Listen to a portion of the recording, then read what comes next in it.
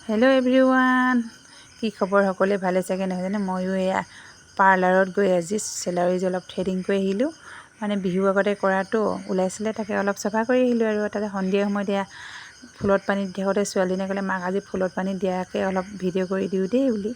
তাৰপিছত এয়া ভিডিঅ' অলপ কৰি দিলে আৰু মই এইফালে আগতে এইখিনি দিয়ে ল'লোঁ, শেষ হ'ল বাৰু এইফালে। তাৰপিছতে তাই ভিডিঅ' কৰিছে। এয়া আকৌ চেণ্ডেল নিপিন্ধাকৈ গ'লোঁ, শিলগুটি এনে ফুটিলে খোজকাঢ়িব পৰা নাই। এইটো আমাৰ ঘৰৰ সন্মুখতো দেই। এইফালে এখন চেলুন আছিলে আৰু এখন ৱেল্ডিঙৰ দোকান।